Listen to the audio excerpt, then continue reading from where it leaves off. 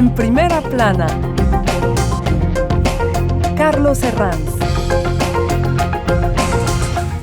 Bienvenidos en Primera Plana, un programa de Radio Francia Internacional y de France 24. Esta semana ponemos el foco en las elecciones de Ecuador, en el balotaje que se celebra el próximo domingo, día 13, el presidente Noboa frente a la candidata del correísmo, Luisa González. Nos acompañan 4 invitados en este estudio para analizar lo que ya les presento. Emmanuelle Sinardet, directora del Centro de Estudios Ecuatorianos en la Universidad París-Nanterre. Bienvenida. Gracias por la invitación. Fabián Plazas es historiador de la Universidad Panteón-Sorbonne. Bienvenido. Muchas gracias, Carlos, por la invitación. Y nos acompañan también 2 doctorandos en Historia, Nicolás Bonilla, en Historia Contemporánea en la Universidad Paris-Nanterre, bienvenido. Gracias. Y Philippe Martínez, doctorando en Ciencia Política y Relaciones Internacionales en Sciences Po en París, bienvenido. Muchas gracias por la invitación. Balotaje en las elecciones de Ecuador. Hoy, en Primera Plana, comenzamos. El domingo 13 de abril, casi 14 millones de ecuatorianos deberán volver a las urnas para definir la segunda vuelta entre el candidato y actual presidente liberal, Daniel Noboa, y la candidata del correísmo, Luisa González. La seguridad sigue siendo el gran reto del país. Noboa ha pedido incluso apoyo militar a Trump en su lucha contra el narcotráfico, mientras que González ha logrado una alianza con el movimiento indígena que puede suponer una adhesión para alcanzar la presidencia. Los datos muestran cómo la tasa de homicidios en el país se disparó en 2023 con un récord histórico de 47 por cada 100.000 personas para bajar a 38 por cada 100.000 en 2024, que sigue siendo una cifra, la verdad, bastante alta bajo el mandato de Noboa. Noboa, que ha propuesto en las últimas semanas la posibilidad de recibir fuerzas especiales de otros países. Repasemos lo que dice la prensa. Diario La Hora. Elecciones. Estatismo contra libertad económica con los rostros de ambos candidatos. El Universo lleva portada la reciente visita de Noboa a Trump. Se han reunido en Florida con la seguridad en el centro del encuentro. Expreso. Discurso electoral sigue ignorando a los indecisos. Luego vamos a hablar de esa cuota de indecisos después del debate televisivo que mantuvieron antes a ambos candidatos. Pero antes, ¿qué claves van a decidir este balotaje entre Noboa y González, con todo muy igualado después de la primera vuelta, Emmanuelle, 44-44? Sí, efectivamente, todo se juega en un 12% de votos, es decir, los indecisos, los blancos y nulos de la primera vuelta.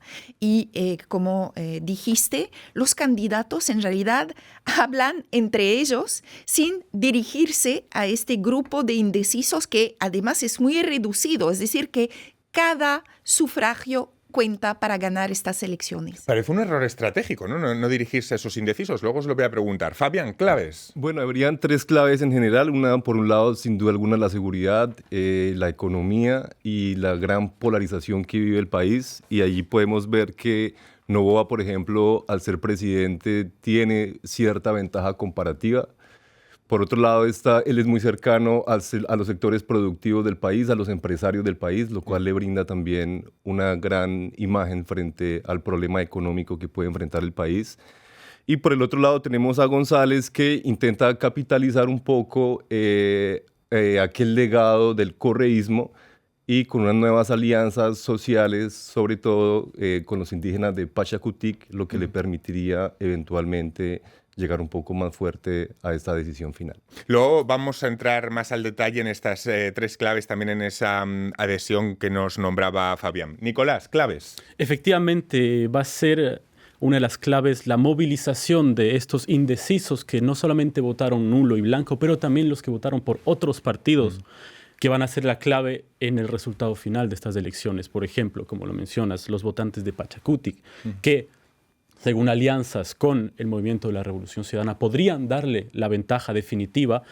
Y por otro lado, los votantes de otros partidos de derecha, como el Social Cristiano, etcétera, que podrían también darle una ventaja a Noboa, aunque, como también se dijo, es una carrera muy, muy cerrada en esta segunda vuelta también.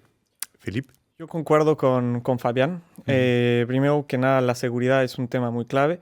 Cuando uno ve el mapa electoral de los resultados de la primera vuelta, hay una correlación entre el nivel de inseguridad y los votos por la candidata González. Del otro lado, también las estructuras históricas del país entre correísmo y oligarquía juegan un papel decisivo en esta elección. Bueno, la seguridad es sin duda el reto que afronta seguramente el próximo presidente del país, va a ser fundamental. ¿Cuáles son las diferencias en las recetas para atajar esta crisis entre ambos candidatos en el plano de la seguridad, Emmanuel? Lo que les diferencia fundamentalmente es el posicionamiento frente a la participación de extranjeros. Sabemos que el candidato Noboa estuvo conversando con Trump y piensa abrir, es una posibilidad, de nuevo una base militar en el Ecuador que debe permitir coordinar, facilitar las acciones de lucha contra el crimen organizado. Eso supondría además modificar la Constitución actual. En el caso de la candidata Luisa González, es una opción totalmente rechazada. Ella puesta por consolidar la institucionalidad, depurar las fuerzas armadas de toda corrupción, la policía también, y consolidar el sistema judicial. Noboa ha pedido apoyo militar a Trump en esa lucha contra el narcotráfico y dice que el país está abierto a bases internacionales y ha anunciado una polémica alianza con Eric Prince, fundador de la empresa Blackwater, cuyos empleados mataron decenas de civiles en Irak. Es parte de una política de mano dura que se abre ahora al apoyo internacional, pero no sé si está no exenta de polémica en cuanto a quiénes son los protagonistas, como por ejemplo esta empresa Blackwater. ¿Qué les parece, Fabián? Bueno, al respecto lo que hay dos puntos importantes. Uno, sin duda alguna, está ligado al crimen organizado transnacional, ¿no? Creo que es un problema justamente de la seguridad y por ello mismo, de alguna forma, Noboa intenta ver en Estados Unidos una alianza estratégica porque a través de Estados Unidos puede tener un músculo financiero para apoyar problemas de seguridad. El problema puede ser el caso de Colombia, que hizo lo mismo, por ejemplo, entre el año 98 y el 2002, con lo que fue la firma del Plan Colombia, que fue un programa asistencial justamente para la lucha contra el crimen organizado, etcétera, pero que con el cambio de la política exterior de Trump hacia América Latina y en especial hacia Colombia, esos fondos se congelaron, por ejemplo, la ayuda hacia la USAID, lo cual está creando un deterioro, un déficit fiscal para la asistencia en proyectos sociales. Entonces puede ser un punto que Noboa tendría que tener en cuenta de cómo manejar esas relaciones con Estados Unidos, cuando Estados Unidos está reforzando justamente su política proteccionista y creando ruido un poco en la región. Por el otro lado está González, que como seguidora del correísmo, de alguna forma ve el problema de la seguridad en falta de inversión social. Entonces ellos intentan ubicar el problema justamente en la pobreza, en la desigualdad, en la falta de oportunidades para los jóvenes, sobre todo después de la pandemia, y su propuesta está más ligada justamente a la inversión social, algo que puede contrastar debido justamente a la crisis económica actual, post-pandemia, y a las dificultades que tienen la mayoría de países latinoamericanos de crear nuevos recursos económicos. Luego vamos a incidir en esto que está tratando Fabián, en qué perspectivas dan a los jóvenes ambos candidatos. Pero vamos hablando de uno y del otro. De la otra parte, la candidata González ha sellado una importante alianza con el movimiento indígena. ¿Puede ser clave en el balotaje a sabiendas, de que otros grupos originarios, en cambio, han pedido el apoyo a Noboa? ¿Y hasta qué punto se va a seguir la consigna de voto en este caso? Pues exactamente, como había mencionado anteriormente, este porcentaje del movimiento Pachakutik y del movimiento indígena en general va a ser clave para esta segunda vuelta. Y lo que no hay que olvidar es justamente las dificultades que ya tuvo el correísmo anteriormente con este movimiento indígena. Sí, porque estaban enfrentados durante mucho tiempo. Exactamente, se enfrentaron durante mucho tiempo, por más que ideológicamente se integró con la Constitución del 2008 las comunidades indígenas. Pero es clave ver también cómo va a ser una gobernabilidad posterior, si es que el movimiento indígena y si es que Pachakutik logra llevar a González al poder. La candidata González, etiqueta del correísmo. ¿Esto en una segunda vuelta es un lastre o un activo a su favor? Philippe. Yo creo que en realidad son ambos. Son ambos. por el simple hecho de que el correísmo en su momento dejó mucho que desear y se distanció de la base indígena, así como de la derecha. Pero por otro lado, también las políticas en materia de desarrollo y economía del correísmo ganaron mucho apoyo en su momento en Ecuador. Por lo que yo creo que estas elecciones se juegan sobre esta oposición también correísmo y anticorreísmo, y es a la vez una fuerza y una debilidad. Una pregunta que supongo que lo hemos comentado fuera de antena, la habrán hecho a la candidata González bastantes veces, es que ¿qué va a pasar con Rafael Correa si ella sale elegida? Ella evita cuidadosamente aclarar el tema. Se presenta como una candidata que es autónoma y libre. Es autónoma y libre y decide por ella misma.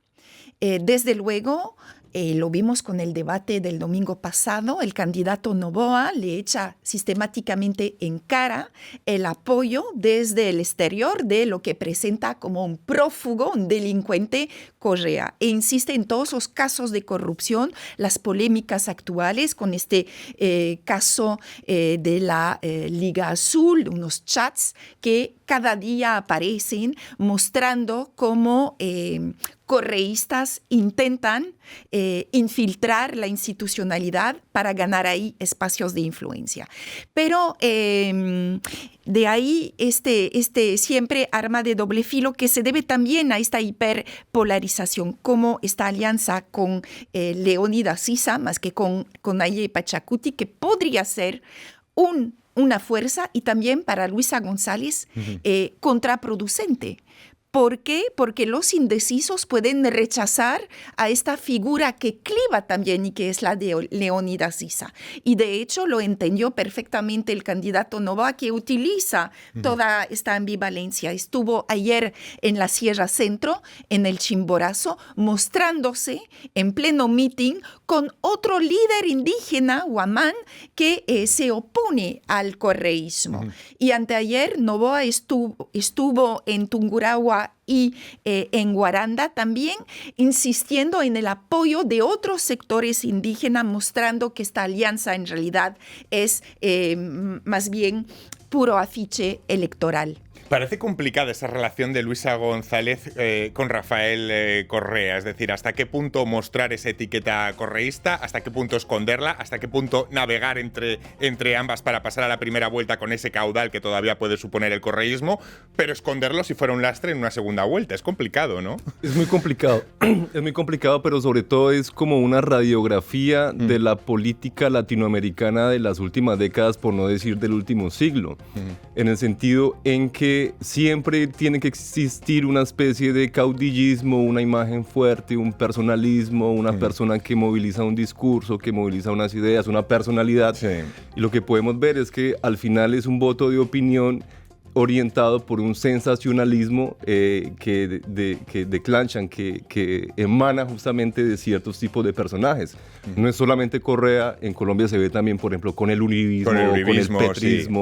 En Brasil se ve con el lulismo, si se puede decir, con Lula da Silva, o con el kitcherismo en el caso de Argentina. Entonces, el caudillismo en América Latina. Sí, el personalismo, cuanto menos. Hace que la discusión de ideas políticas y proyectos estratégicos a futuro sean en segunda plana, sino en primera plana está la personalidad y es algo que va a afectar y que afecta al final el voto de opinión. Pues eso, en primera plana, como bien dice Fabián, vamos a continuar a vuelta de pausa siguiendo analizando las elecciones en Ecuador. Hasta ahora.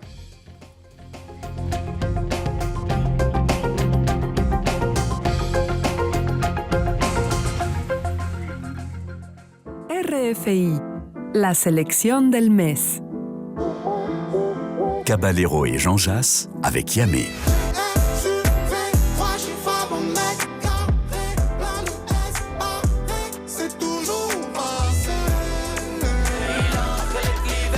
Sami Galmi.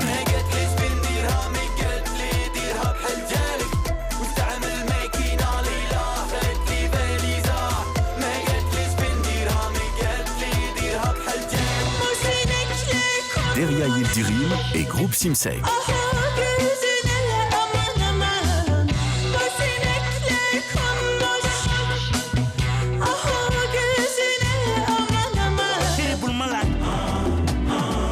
Youssou N'Dour.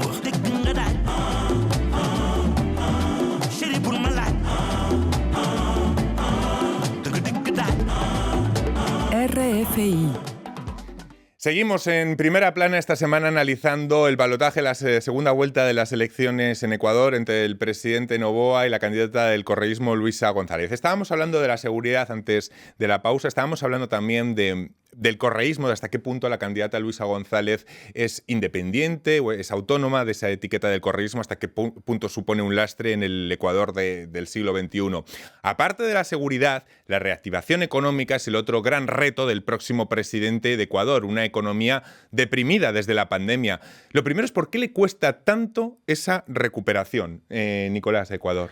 A ver, primero que todo, ha habido un arrastre, como dices, no solamente desde la pandemia, sino desde la caída del precio del petróleo en la segunda parte de la década del 2010. Y segundo que todo, ha habido, a causa de la seguridad, un desincentivo, podemos decir, en el sector privado internacional no atrae esta inversión del sector privado extranjero, lo cual paraliza o al menos disminuye esta productividad, esta reactivación económica. Recientemente la crisis energética. Claro. 0,7 de desaceleración en 2024, aunque el Banco Mundial pronostica un crecimiento del 2% en 2025. En el radar, es que esta situación económica está completamente también ligada a la cuestión de la seguridad. Vamos a intentar explicarles. En el radar de las organizaciones criminales están los más jóvenes, que buscan reclutarlos o para delinquir o incluso para matar. Estas tareas de reclutamiento tienen su caldo de cultivo, digamos, sobre todo en la pospandemia, la mala situación económica y la falta de perspectivas para los jóvenes. Quizá la pregunta es cómo conseguir dar horizonte a los jóvenes ecuatorianos, Philippe, y qué opciones, qué ofertas proponen ambos candidatos para configurarles, para pintarles un horizonte de algo de esperanza, por intentar ver algo, Philippe. Bueno, lo primero es cierto que hay un continuo entre seguridad y economía, en el sentido donde la seguridad juega un papel fundamental en inversión económica, pero también el otro lado, es decir, la economía juega un papel fundamental en materia de seguridad, donde significa mayor crecimiento o mayores oportunidades económicas para los jóvenes. Y también hay que tener en cuenta que lo inverso también es real, es decir, la apertura y la porosidad de las fronteras después de la pandemia del COVID-19 evidentemente abre la puerta al comercio de sustancias ilícitas. Hay que recordar que Ecuador es un país que es altamente dependiente de las exportaciones en materia de petróleo y esto se está acabando. Entonces, el petróleo se va a acabar por ahí de 2027, 2031 y la solución que da el candidato Noboa, por ejemplo, es abrir el país a la inversión extranjera. Pero la pregunta es, ¿qué clase de empleos se van a crear a partir de esa inversión extranjera? Primero. Segundo, los flujos financieros que se generan, ¿se van a quedar a circular en el país o van a regresar a la casa matriz, por así decirlo? Y tercero, también el impacto ambiental de dichas inversiones. A mí lo que me preocupa es que Ecuador tiene un espacio fiscal muy limitado debido al alto nivel de deuda y no se ha hablado en este segundo debate de cómo se va a hacer esas políticas y esas promesas. Esa es una discusión que me gustaría tener sobre la factibilidad económica de las promesas y los programas de ambos candidatos. Porque en lo que vimos en el debate entre ambos candidatos fue mucho ataque personal, muy bronco y propuestas poquitas, ¿no, Emanuel? No, promesas generales de ayuda social, de acceso a los servicios públicos, la educación, por ejemplo, desde ambos candidatos, pero concretamente el cómo nunca se ha abordado. Un joven ecuatoriano ahora mismo, viendo los dos programas, ¿qué se le propone? ¿Cuál es la disyuntiva entre votar entre Noboa y González y en qué se puede basar un joven ecuatoriano dando las perspectivas que ambos candidatos les dan? Ya sé que el ejercicio es un poco complicado, Fabián, pero sí, bueno, vamos a ver si damos algunas pistas. Bueno, yo pensaría que, en primer lugar, sin duda alguna, el Estado tiene que invertir en recuperar el capital humano y cultural de la juventud. Volviendo un poco al tema de qué es lo que les ofrece, por ejemplo, el narcotráfico a los jóvenes, pues les ofrece bastantes cosas, ¿no? Les ofrece identidad, les ofrece dinero, les ofrece mejorar ciertas condiciones de vida en una crisis post-pandémica. En regiones muy particulares como Guayaquil, como Esmeraldas, que son regiones que geográficamente se prestan para este tipo de actividades transnacionales ligadas con el narcotráfico. Entonces, sin duda alguna, allí el Estado tiene que pensar una estrategia también transnacional, porque no es un problema nacional, es un problema transnacional. Y desafortunadamente los gobiernos latinoamericanos en la actualidad están intentando ver el problema de una manera muy local, muy nacional, dejando de lado la cooperación intrarregional, dejando de lado procesos de integración importantes como la CAN, la UNASUR, lo que hablamos hace un momento. Y ya para responder concretamente, pienso que no es muy claro de qué manera estas dos propuestas de gobierno van a atacar al narcotráfico, por un lado, y por otro lado, brindarle posibilidades de crecimiento económico, educativo y personal a una juventud que se encuentra estancada por falta de oportunidades y encuentra en lo ilícito oportunidades de subsistencia. Entonces, muchas veces se ataca al joven por hacer parte de organizaciones criminales, pero no se ataca a la organización criminal como tal. Y pienso que esa parte toca mucho a los países latinoamericanos, porque no solamente Ecuador, también ocurre en Colombia, también ocurre en Perú, también ocurre en Brasil, también ocurre en Venezuela, también ocurre en México. Y al final no se está atacando el problema desde una lógica transnacional, desde una estrategia regional, sino que los discursos se quedan simplemente amañados a un contexto que al final pareciera que conviene. Es muy interesante, ¿no? Esa clave de... No sé si queréis añadir algo más. No, sí, lo único que quería decir es que justamente esta debilitación que hemos vivido en los últimos 15 años de las instituciones regionales de América Latina ha, de cierta manera, dado paso a que se pueda desarrollar más estas empresas ilícitas, como podemos decirles, el narcotráfico, porque los estados, como dices muy justamente, están viendo esto de una perspectiva muy estatal, cuando es un problema transversal, internacional, global incluso. Philip. Concuerdo con mis compañeros. Yo quisiera también mencionar algo que no se ha escuchado en estas estrategias, pero son los controles fiscales. Hay un problema de endeudamiento del Estado, de espacio fiscal, y se sabe que una de las mejores herramientas para combatir el narcotráfico son los controles fiscales. Sería una idea, yo creo, muy interesante para poder explorar y también financiar programas sociales para la juventud. Seguridad, economía, vamos con otro gran reto, la gobernabilidad. Si no hay una mayoría en la Asamblea, van a tener que ser capaces de dialogar y de llegar a consensos. De lo contrario, no sé, Manuel, si vamos hacia 4 años donde realmente se pueden ejecutar muy pocas medidas. El candidato que gane tendrá que negociar, pactar acuerdos. Eso ya lo sabemos. Ya lo sabemos. Pero además en la Asamblea Nacional estamos frente a una situación inédita.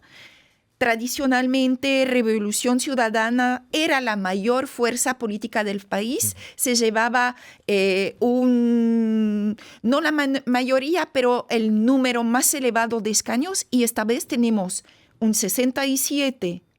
Por un lado, para Revolución Ciudadana y ADN, la formación política del candidato presidente Noboa tiene el 66%, o sea, de los escaños en la Asamblea Nacional. Es decir, que estamos de nuevo en un cara a cara, en un empate, en todas las decisiones que se van a negociar en el espacio de la Asamblea Nacional.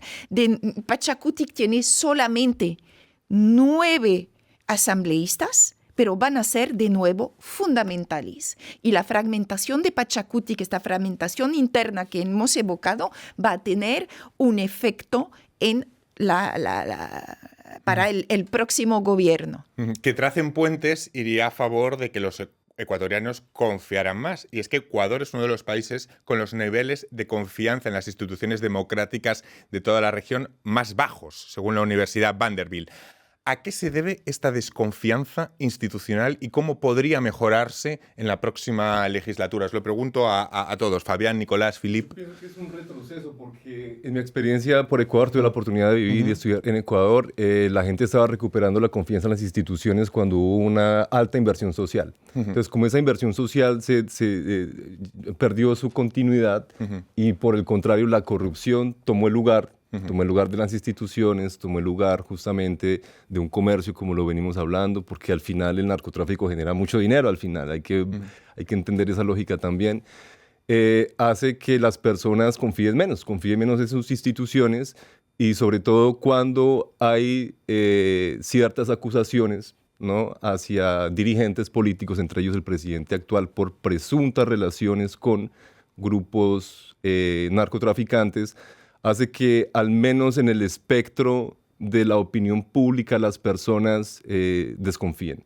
Las personas desconfíen. Los medios de comunicación juegan su rol también porque acaparan cierto tipo de narrativa también, pero al final lo que podemos ver es que la división del país pues sirve, ¿no?, para unos o para otros también. Entonces, en cualquier caso, estas elecciones van a ser la primera gran decisión electoral de América Latina en 2025. ¿Qué puede suponer regionalmente el triunfo de uno u otra candidata? Entendemos que un triunfo de Noboa le posiciona mejor a Ecuador en su relación con Estados Unidos. ¿Qué va a suponer el triunfo de uno u otro, Nicolás? Pues a mi parecer hay varios factores que tenemos que tomar en cuenta. Estamos viviendo lo que ciertos consideran una segunda ola rosa en América Latina.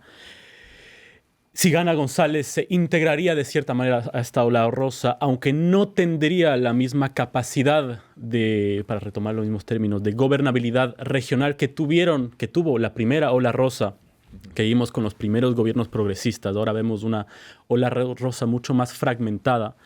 Y si gana Noboa, como muy bien dices, se acercaría mucho más a este nuevo gobierno de Trump en Estados Unidos, aunque sea mucho más complicado acercarse al gobierno de Estados Unidos. De todas maneras, vemos una América Latina relativamente más fragmentada que en los últimos años. Me quedo sin tiempo para más. Ha sido un placer tenerles hoy a los cuatro en este estudio. Estaremos muy atentos a lo que pase el domingo 13. Muy emocionante porque los dos llegaron muy igualaditos en la primera vuelta y veremos cuál es el futuro de Ecuador. Muchísimas gracias, Emanuel, Fabián, Nicolás y Filip, por habernos acompañado, y a todos ustedes hasta la próxima semana aquí en Primera Plana. Gracias.